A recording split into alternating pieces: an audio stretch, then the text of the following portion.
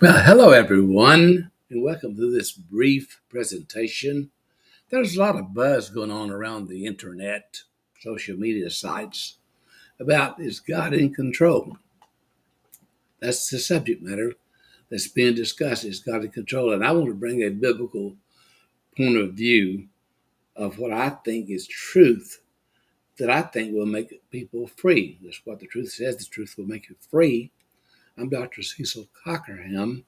I want to share an understanding about the concept of dominion. The concept of dominion.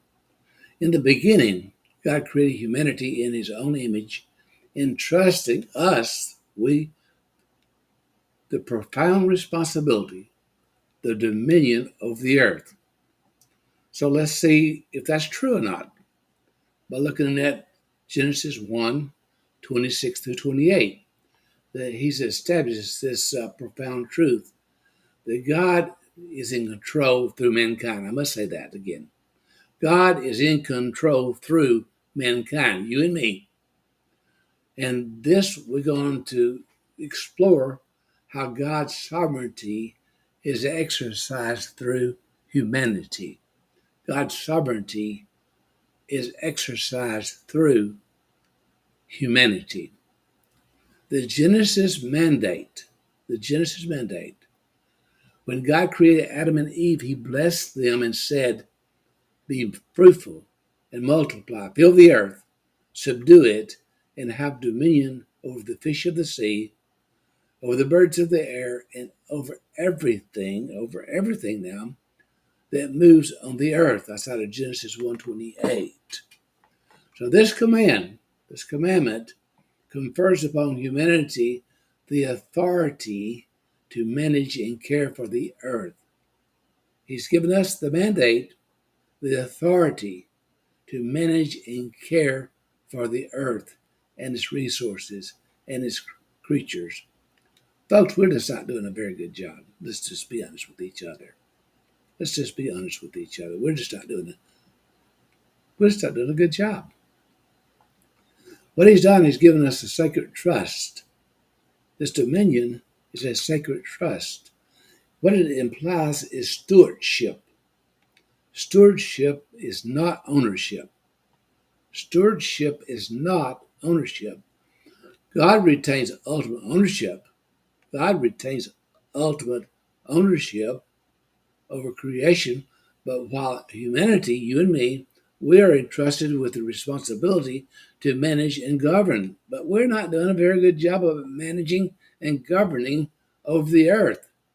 This trust that He's given us carries immense weight, and it reflects God's confidence in humanity to act as His representatives on the earth. We are His representatives on the earth. God's sovereignty through mankind. God's sovereignty through mankind. Now, by granting dominion to humanity, God established a unique partnership. We have a unique partnership with God, a unique partnership through our actions, decisions, and care for creation. God's sovereignty is exercised. That's how it's exercised. It's exercised through us, through humanity, through you and me. This partnership is not a limitation on God's power, but rather a manifestation of his wisdom and trust in humanity. We're just not doing a good job. His trust in us, well, we're not very trustworthy. Let's be honest. Let's be honest. Implications of dominion. Implications of dominion. Understanding dominions signifies has a far-reaching implication. Let me read some far-reaching implications that I've done some research on. Number one, responsibility. Humanity is accountable to God for our stewardship of the earth and its resources. He's given us that stewardship over earth and its resources. Number two, authority. We have the power to shape our world, making choices that reflect God's wisdom and love. We have that. We have the ability the stewardship, the responsibility to make choices that reflects God's wisdom and love. God's wisdom and love in this partnership. Number 3, partnership. Our actions and decisions are an extension of God's sovereignty, demonstrating our dependency upon Him. See, when we're not dependent upon Him, we're making our own decision within the flesh. Now, we still have the authority. We still have the power because we're spirit beings with flesh on. That's who we are. We've always been that. We shall always be that because we're birthed out of Father Himself. But we should be dependent upon Him to hear by the power of the Holy Spirit that we can do the job here on earth as good stewardships. God's grant of dominion to humanity underscores His sovereignty and trust in us.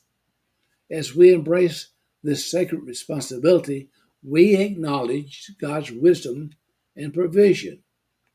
We acknowledge God's wisdom and provision by entrusting us. May our stewardship